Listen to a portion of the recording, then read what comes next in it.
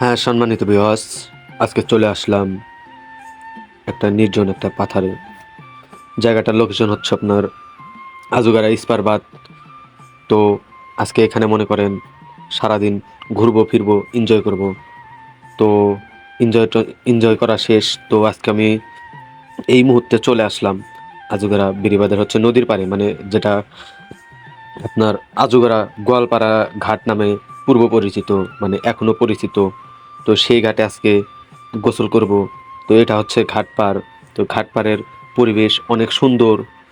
তো আপনারা এখানে কিংবা যে কোনো ঘাট পাড়ে না গেলে জিনিসটা বুঝতে পারবেন না। তো এখন আমি আস্তে আস্তে নদীর ধারে যাচ্ছি। নদীর ধারে যাচ্ছি, এই মানে আপনার ধান ক্ষেতের ভিতর দিয়ে রাস্তা। তো এখান দিয়ে অনেক মানুষ চলাফেরা করতে করতে করতে করতে রাস্তা তৈরি হয়ে গেছে। এটা হচ্ছে আপনার মেইন রাস্তা এখন বর্তমান ধরা চলে।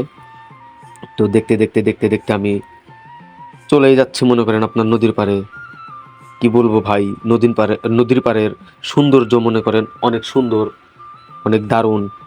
তো এখন মনে করেন আপনার পানি কম, যার কারণে এখন আমি নদীর মাঝখানে আছি। তো বর্ষা মাসে হচ্ছে এখানে আপনার অথাও পানি থাকে, আর মনে করেন অনেক সুন্দর দেখা যায়।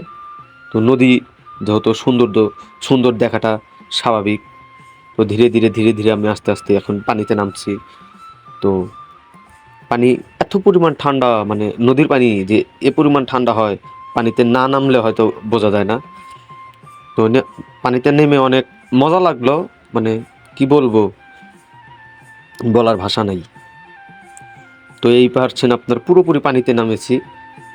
এখন মনে করেন কুলি করব, কুলি করে তারপরে হাত মুখ ধুবো। হাত মুখ ধুয়ে তারপরে সে মনে করেন গেঞ্জি খুলে তারপরে আপনার মাথায়, মানে মাথা ভিজাবো আর কি। তো ধীরে ধীরে ধীরে ধীরে দেখতে দেখতে আর সামনের দিকে আগাচ্ছি। ওয়াও, এত সুন্দর, এত সুন্দর একটা পরিবেশ, মানে আল্লাহ কিভাবে তৈরি করছে বলতে পারবো না। তো নদী ভাঙতে ভাঙতে ভাঙতে ভাঙতে এক জায়গায় নদী ভাঙে আর এক জায়গায় নদী গড়ে।